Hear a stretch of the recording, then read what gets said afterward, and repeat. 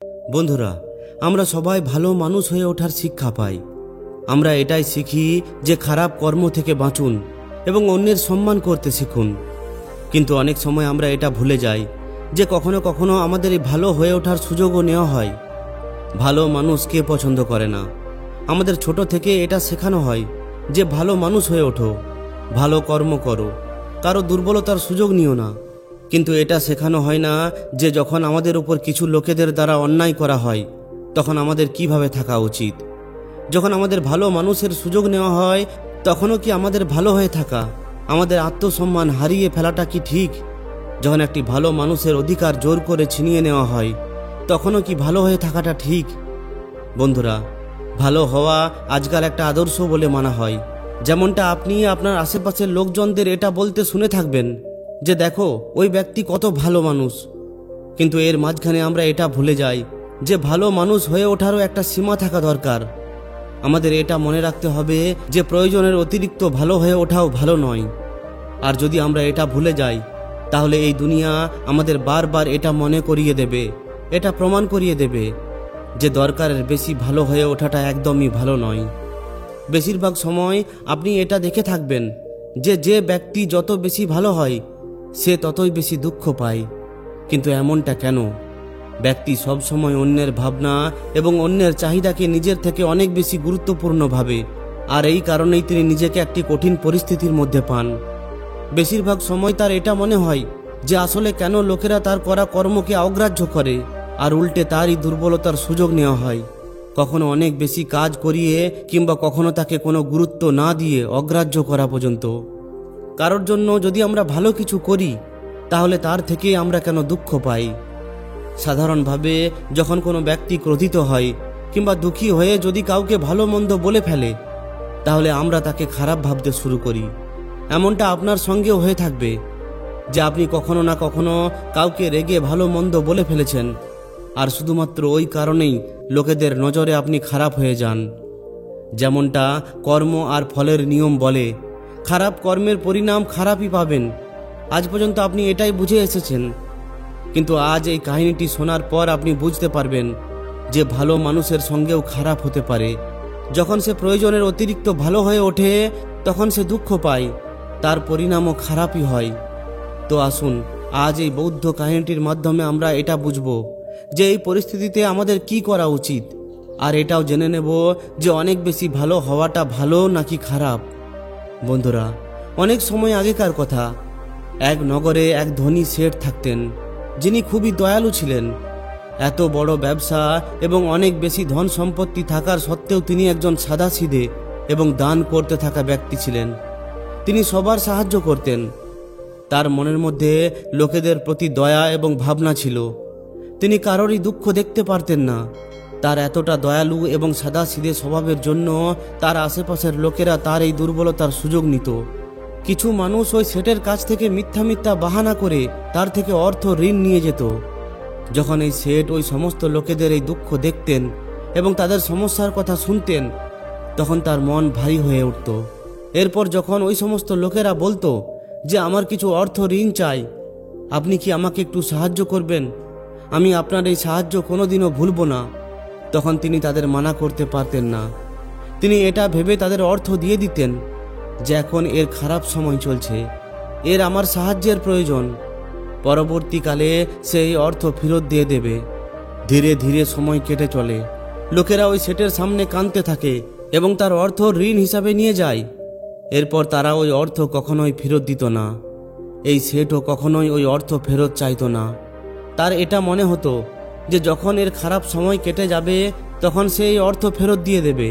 কিন্তু কথায় আছে না যে প্রত্যেক রাত্রির পর সকালের আলো ফুটে ওঠে, সমস্ত সুখের পর দুঃখ আসে, আর সমস্ত দুঃখের পর সুখ আসে। ঠিক এমনটাই এই শেঠের সঙ্গেও হয়।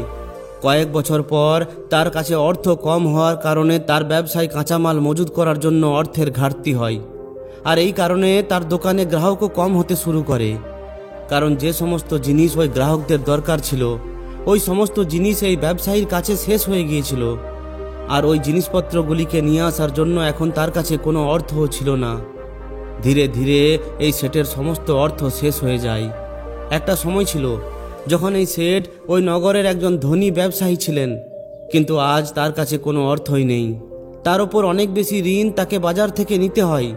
তিনি এখন কিছুই বুঝে উঠতে পারেন না যে তিনি কি করবেন। তিনি মহাত্মা বুদ্ধের চর্চার ব্যাপারে শুনে রেখেছিলেন। তিনি এটাও জানতেন যে তার অনেক বন্ধু বান্ধবেরা তার কাছে গিয়ে নিজের জীবনের জন্য সঠিক রাস্তা খুঁজে পেয়েছেন। তিনি যে জ্ঞান দিতেন তাতে অনেকের জীবন শুধরে গেছে। এরপর তিনি এটা ঠিক করেন যে এখন তথাগত বুদ্ধই তার এই সমস্যার সমাধান দেবেন। এটা ভেবেই তিনি পরের দিন মহাত্মা গৌতম বুদ্ধের সঙ্গে দেখা করার জন্য বেরিয়ে পড়েন। সেখানে গিয়ে মহাত্মা বুদ্ধকে সবথেকে প্রথমে প্রণাম করেন। এরপর ওই শেঠ মহাত্মা বুদ্ধকে বলেন যে আমি আমার সমস্যার সমাধান চাই। তখন মহাত্মা বুদ্ধ বলেন, বলো কি জিজ্ঞাসা করার আছে। এরপর এই শেঠ তাকে নিজের সমস্ত কথা ভালোভাবে খুলে বলেন যে কিভাবে তিনি লোকেদের সাহায্য করে ধনী থেকে গরিব হয়ে গেছেন, কিভাবে তিনি শুধুমাত্র লোকেদের খারাপ পরিস্থিতি দেখে নিজের ব্যবসার অর্থ তাদের সাহায্য করার জন্য দিয়ে দিয়েছেন, আর আজ তিনি নিজেই লোকেদের কাছে হাত পাচ্ছেন। মহাত্মা গৌতম বুদ্ধ তার সমস্ত কথা খুবই ভালোভাবে শোনেন এবং বলেন, তুমি অনেক বেশি সাদাসিধে এবং দয়ালু ব্যক্তি। প্রয়োজনের অতিরিক্ত সরল হওয়াটাও আমাদের জন্য সমস্যা সৃষ্টি করে। বুদ্ধ আরও বলেন যে তুমি লোকেদের সাহায্য এই জন্য করতে যাতে করে সে ওই সমস্যা থেকে বাইরে বেরিয়ে আসতে পারে, কিন্তু লোকেরা এর সুযোগ নিয়েছে আর তোমাকে ঠকানোর কাজ করেছে। ব্যক্তি বলেন যে আপনি ঠিকই বলেছেন মহাত্মা, আমার দুঃখের কারণ হলো আমার অতিরিক্ত ভালো হওয়াটা, সরল হওয়াটা এবং অতিরিক্ত দয়ালু হওয়াটা। কিন্তু আমি এখন কি করব? আমাকে রাস্তা বলুন। আমি কি খারাপ হয়ে যাব? আমি কি নির্দয়ী হয়ে যাব? দয়ালু বা ভালো হওয়ার কি কোনো মূল্য নেই? এই দুনিয়ায় কাউকে সাহায্য করার, কাউকে ভালো করার কি এটাই পরিণাম পাওয়া যায়? মহাত্মা বুদ্ধ বলেন, না, তোমাকে এইসব করতে হবে না। অনেকবার তুমি দেখে থাকবে যে ব্যক্তি যত বেশি ভালো হয় সে ততই বেশি দুঃখ পায়। এর কারণ হলো তারা নিজের ইচ্ছাকে সামনের ব্যক্তির ইচ্ছার থেকে কম গুরুত্ব দেয়। এরপর যখন সে নিজের কথা ভাবে তখন সে খুবই দুঃখ পায়। কিন্তু এর বিপরীতে আমাদের এটাও কখনো ভাবা উচিত নয় যে লোকেদের ভালো করাটা খারাপ। আমাদের এই ভালো মানসিকতার হাত কখনোই ছেড়ে দেওয়া উচিত নয়। আমাদের শুধুমাত্র এটা শিখতে হবে যে আমাদের নিজেদেরও অধিকার আছে, আর আমাদের এই অধিকারকে রক্ষা করা দরকার। এই জন্য আমাদের ভালো মানুষ হয়ে থাকার সঙ্গে সঙ্গে আমাদের নিজেদের অধিকারকেও রক্ষা করতে শিখতে হবে। যদি আমাদের ক্ষতি হচ্ছে, কেউ আমাদের সুযোগ নিচ্ছে, তাহলে আমাদের তার মুখোমুখি করার জন্য সঠিকভাবে রুখে দাঁড়ানো উচিত। এটাই হলো একজন সত্যিকারের ভালো মানুষের পরিচয়। তখন ওই ব্যক্তি বলেন, হে বুদ্ধ, আমি একটু একটু বুঝতে পারছি, কিন্তু এখনো আমি সম্পূর্ণভাবে পরিষ্কার হতে পারছি না। তখন মহাত্মা বুদ্ধ বলেন, এসো, আমি তোমাকে একটি কাহিনী শোনাচ্ছি। এরপর তুমি বুঝে যাবে যে তোমাকে কি করতে হবে আর কি করতে হবে না। অনেক সময় আগেকার কথা, এক জঙ্গলে একটি ভেড়া থাকতো। ওই ভেড়া একটি বাচ্চার জন্ম দেয়, আর ওই বাচ্চা ভেড়াটিও খুবই সুন্দর ছিল। তার শরীর খুবই ঘন লোমে ভর্তি ছিল, তাকে দেখতে খুবই সুন্দর লাগতো। ওই ভেড়াও তার বাচ্চাকে খুবই ভালোবাসতো এবং তার খুবই ভালোভাবে খেয়াল রাখতো। ভেড়া তার বাচ্চাকে ভালো ভালো কথা শেখাতো। তার ইচ্ছা ছিল যে বড় হয়ে তার বাচ্চা যেন অনেক খ্যাতি অর্জন করে। কিন্তু ওই ভেড়ার অনেক বেশি আদরের কারণে ওই বাচ্চা বিগড়ে যেতে শুরু করে। তার মা দিনরাত তার খুবই ভালোভাবে খেয়াল রাখতো, কিন্তু ওই বাচ্চা দিনের পর দিন শয়তান ও জেদি হয়েই চলে। সে তার মায়ের কোনো কথাকেই ভালোভাবে শুনতো না। তার সবসময় এটাই মনে হতো যে আমার মা আমার এত বেশি খেয়াল রাখছে, এই জন্য সে কখনোই নিজের দায়িত্ব পালন করতো না, এটা ভেবে যে তার মা তাকে যে কোনো সংকট থেকে মুক্ত করবে। সে ধীরে ধীরে দায়িত্ব জ্ঞানহীন হয়েই চলে। এখন ওই ভেড়ার অনেক বেশি আদর যত্ন ওই বাচ্চাটির দায়িত্বশীল হয়ে ওঠার জন্য বাধা হয়ে দাঁড়ায়। এরপর একদিন ওই বাচ্চা ঘুরতে ঘুরতে পাশের একটি জঙ্গলে গিয়ে পৌঁছায়। এখন ওই ভেড়ার বাচ্চা প্রথমবার এই জঙ্গলে পৌঁছায়। সে এই জঙ্গলের সৌন্দর্য তাকে দেখে আশ্চর্য হয়ে পড়ে। সে কখনোই এর আগে এত সুন্দর জিনিস দেখেনি। এত সুন্দর সুন্দর ঘাসপালা, রং বেরঙের ফুলকে দেখে তার খুবই ভালো লাগে। এরপর যখন সে ওই ঘাসপালাকে খেতে শুরু করে তখন ওই ঘাসপালার স্বাদ তার খুবই ভালো লাগে। এরপর ওই ভেড়ার বাচ্চা প্রতিদিন ওই জঙ্গলের মধ্যে যেতে শুরু করে আর সেখানের ওই গাছপালা খেতে থাকে। তার এই ব্যাপারে কোনো জ্ঞানই ছিল না যে এই জঙ্গলের মধ্যে অনেক বেশি বিপদ লুকিয়ে আছে। সে তো আনন্দিত হয়ে ওই জঙ্গলের মধ্যে ওই ঘাসপালার মধ্যে নাচতে থাকে। কিন্তু যখন ওই বাচ্চার মা অর্থাৎ ওই ভেড়া এটা জানতে পারে যে তার বাচ্চা প্রতিদিন জঙ্গলের মধ্যে যায়, তখন সে আতঙ্কিত হয়ে ওঠে এবং তার বাচ্চাকে নিজের কাছে ডেকে বোঝাতে থাকে যে তুমি জঙ্গলের মধ্যে একদমই যাবে না। ওই জঙ্গলের মধ্যে অনেক ধরনের জন্তু জানোয়ার আছে, তারা তোমার উপর হামলা করে দেবে, তোমাকে খেয়ে ফেলবে। কিন্তু তার মায়ের এই কথাগুলিতে তার কোনো কিছুই এসে যায় না। এর বদলে ওই বাচ্চা তার মাকে বলতে থাকে যে মা, যেই আমার সামনে আসবে সেই আমার হাতে খুবই মার খাবে। এরপর ওই বাচ্চা আবার জঙ্গলের দিকে চলে যায়। এই সময় তার মায়ের কথা তার মিথ্যা বলে মনে হয়। প্রতিদিনের মতো সে ওই দিনও আনন্দে লাফাতে থাকে আর সেখানের গাছপালার পাতা ছিঁড়তে শুরু করে। সে কখনো কোনো ফুলকে ছিঁড়ে ফেলতে থাকে, আবার কখনো কোনো ছোট চারা গাছকে নষ্ট করতে থাকে। কিন্তু ওই দিন ওই জঙ্গলের মধ্যে একটি সিংহ এসে পৌঁছায়। ওই সিংহ খুবই শক্তিশালী ছিল এবং শক্তিশালী হওয়ার সঙ্গে সঙ্গে সে খুবই দয়ালুও ছিল। সিংহ এটা মানত যে দুর্বল প্রাণীদের ক্ষতি করাটা ঠিক নয়। শক্তিশালী হওয়ার এটা মানে নয় যে আমি কোনো দুর্বল প্রাণীর ওপর নিজের শক্তি প্রয়োগ করব। ওই সিংহ ওই জঙ্গলের মধ্যে ঘোরাফেরা করতে থাকে। ঘুরতে ঘুরতে সে সেখানে পৌঁছায় যেখানে ওই অবুঝ ভেড়ার বাচ্চা শয়তানি করছিল। সিংহ ওই ভেড়ার বাচ্চাটিকে দেখে আশ্চর্য হয়ে ওঠে।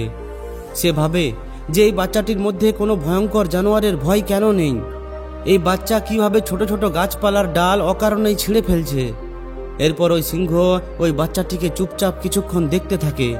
এরপর সে ভাবে যে এই বাচ্চা কিছুক্ষণের মধ্যেই আমাকে দেখে এখান থেকে পালিয়ে যাবে, আর সে ভয়ে পালিয়ে যাওয়ার কারণেই আমাকে নিজের শক্তি দেখানোর প্রয়োজন হবে না। কিন্তু এমনটা হয় না। সিংহ অনেক সময় ধরে সেখানে দাঁড়িয়েই থাকে এবং সেখানে অপেক্ষা করতে থাকে। সে ভাবে যে এই বাচ্চা এখান থেকে কখন যাবে। কিন্তু ওই বাচ্চা তো খাবার খেতেই ব্যস্ত ছিল, আশেপাশে কি হচ্ছে তার ওই ব্যাপারে কোনো খেয়ালই ছিল না। এরপর যখন সিংহ দেখে যে ওই ভেড়ার বাচ্চা তাকে দেখেও সেখান থেকে যাচ্ছে না, তখন সে নিজেই ওই ভেড়ার বাচ্চার কাছে এগিয়ে যায় এবং তাকে বলে, শোনো বাচ্চা, এই জঙ্গলে তুমি নানান ফুল গাছপালার ক্ষতি করছো। তোমার ভোজনের জন্য যতটা প্রয়োজন ঠিক ততটাই তুমি নাও। তুমি অনেক ডালপালা এমনি এমনি নষ্ট করে দিচ্ছ। যদি তুমি এইভাবেই ফুল পাতাকে নষ্ট করো তাহলে তুমি কিভাবে একজন ভালো বাচ্চা হয়ে উঠবে? ভালো বাচ্চারা কখনোই এইভাবে জঙ্গলের মধ্যে এসে গাছপালাকে নষ্ট করে না। তোমার মা হয়তো তোমাকে ভালোভাবে মানুষ করে তুলতে পারেনি।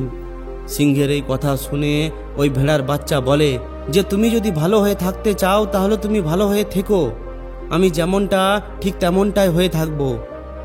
সিংহ একটু অবাক হয়ে যায়, কিন্তু এরপর সে তাকে একটি বাচ্চা ভেবে ক্ষমা করে দেয়, কারণ এই সিংহ চাইছিল না যে ওই বাচ্চার ওপর সে হামলা করুক। ওই বাচ্চা আরও বলে, তোমাকে দেখে তো ভয়ঙ্কর বলে মনে হচ্ছে না, তুমি চলে যাও এখান থেকে। তুমি আমার মাথা বেশি নষ্ট করবে না, চলে যাও এখান থেকে, নিজের রাস্তায় এগিয়ে যাও আর আমাকে এই সমস্ত গাছপালা খেতে দাও। এটা বলে ওই অহংকারী ভেড়ার বাচ্চা খেতে খেতে এগিয়ে যায় আর এই সিংহ তাকে শুধুমাত্র অবাক হয়ে দেখতেই থাকে। ঠিক তখনই সেখানে পাশের একটি গাছের আড়ালে এক শেয়াল লুকিয়েছিল। ওই শেয়াল এই সিংহ এবং ভেড়ার বাচ্চার সমস্ত কথা শুনছিল। ওই শেয়াল রাজা সিংহের এই ধরনের অসম্মান হজম করতে পারে না, তাই সে ওই গাছের আড়াল থেকে বেরিয়ে এসে সিংহের সামনে আসে এবং ওই সিংহকে বলে, ক্ষমা করবেন মহারাজ, আপনি তো এই জঙ্গলের মহারাজ, আপনি কত শক্তিশালী। আপনি চাইলে 2 মিনিটেই এই ভেড়ার বাচ্চাকে শেষ করে দিতে পারেন এবং তাকে নিজের অপমান করা থেকে বাধা দিতে পারতেন, তাহলে আপনি কেন কিছুই করলেন না? তখন সিংহ বলে, আমি ওই বাচ্চার ভালো চাই, আমি এমনি এমনি কোনো বাচ্চাকে নিজের শিকারে পরিণত করতে চাই না। তখন ওই শেয়াল বলে, হে মহারাজ, আপনার এত বেশি সরল ও দয়াবান হওয়ার কারণেই ওই ভেড়ার বাচ্চাটির হিম্মত বেড়ে গেছে যে আপনার এই সরলতার সুযোগ নিচ্ছে, জঙ্গলে এদিকে ওদিকে ঘুরছে এবং এই ছোট ছোট গাছপালাকে নষ্ট করে দিচ্ছে। আমি জানি যে দুর্বল প্রাণীদের ওপর হামলা করাটা উচিত নয়, এটা খুবই খারাপ একটা জিনিস, আর এইভাবে দয়া করাটাও একটা ভালো গুণ, কিন্তু শাসনের জন্য কখনো কখনো ভয় দেখানোটাও খুবই জরুরি। আপনার এই কথাটা ঠিক যে প্রজাদের সঙ্গে দয়ালুর ভাব দেখানো উচিত, কিন্তু এর সঙ্গে সঙ্গে এটাও জরুরি যে তার মনের মধ্যে যেন রাজার প্রতি ভয় থাকে, যাতে করে সে এইভাবে অপরাধ করতে না পারে। সে যেন তার সীমা না ভাঙে। শিয়ালের কথা শুনে জঙ্গলের রাজা সিংহ শিয়ালকে বলে, এমনটা কি হতে পারে যে ওই ভেড়ার বাচ্চাকে ভয় দেখিয়ে কাবু করা যায়, যাতে করে তার মধ্যে পরিবর্তন আসে, আর ওই বাচ্চাটিরও কোনো ক্ষতি যাতে না হয়, যাতে করে সেও এই জঙ্গলের কোনো গাছপালার ক্ষতি করতে না পারে।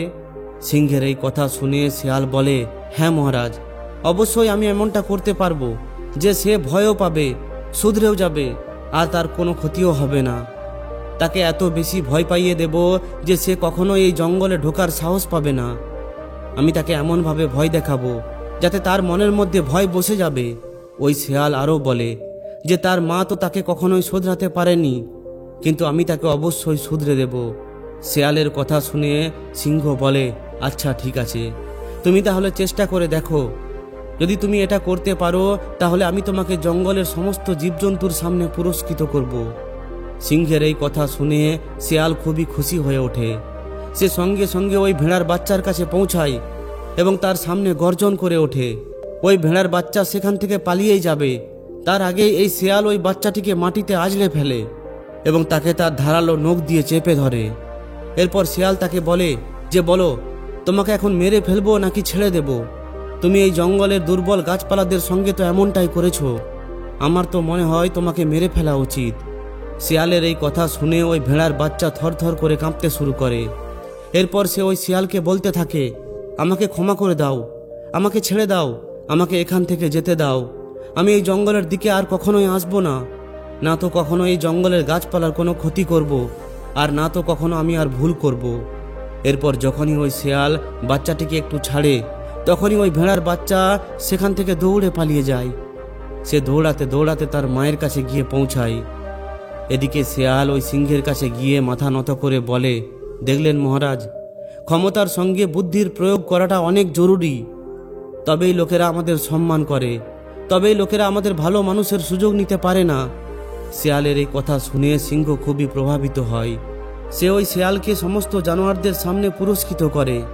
এদিকে ওই ভেড়ার বাচ্চা তার মায়ের কাছে গিয়ে তাকে জড়িয়ে ধরে এবং তার কাছে ক্ষমা চায়। সে বলে, মা, আমাকে ক্ষমা করে দাও, আমি তোমার কথা কখনোই মানিনি।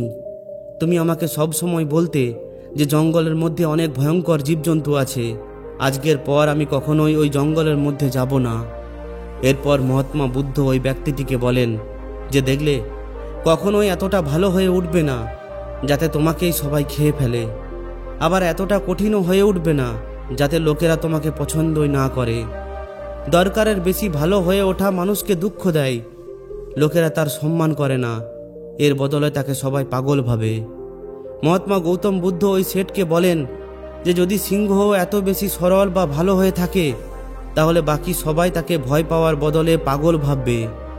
তিনি ওই শেঠকে আরও বলেন যে তুমি ওই সমস্ত লোকেদের সাহায্য করতে ছাড়বে না, কিন্তু তাদের সমস্যা শুনে তাদের অর্থ দেওয়ার বদলে তাদের ওই সমস্যার সমাধান দাও। যদি অর্থের দরকার পড়ে তাহলে তুমি তাদের একটু আধটু অর্থ দাও, কিন্তু সমস্ত সমস্যার সমাধান অর্থ দিয়ে করার বদলে ওই সমস্যা নিবারণ করার চেষ্টা করো। এতে ওই সমস্ত লোকেরাই তোমার কাছে সমস্যা নিয়ে আসবে যারা সত্যি সত্যি কোনো সমস্যায় পড়েছে। তখন তোমাকে ঠকাতে থাকা লোকেদের থেকেও তুমি মুক্তি পেয়ে যাবে। এই সমস্ত কিছু শোনার পর ওই শেঠ মহাত্মা বুদ্ধকে প্রণাম করে, ধন্যবাদ জানায় এবং সেখান থেকে তার বাড়ি ফিরে যায়। এরপর তিনি ঠিক তেমনটাই করেন যেমনটা মহাত্মা বুদ্ধ বলেন। এরপর তিনি কয়েক বছরের মধ্যেই আবার আগের মতোই বড় ব্যবসায়ী ও ধনী হয়ে ওঠেন। তো বন্ধুরা, আশা করি আপনি আজ এই ভিডিওটি থেকে অনেক কিছু শিখতে পারলেন। যদি ভিডিওটি ভালো লাগে তাহলে অবশ্যই একটি লাইক ও শেয়ার করে দিন। আর যদি এই ধরনেরই শিক্ষামূলক ভিডিও পেতে চান তাহলে আমাদের এই চ্যানেলটিকে অবশ্যই সাবস্ক্রাইব করে নিন। ধন্যবাদ।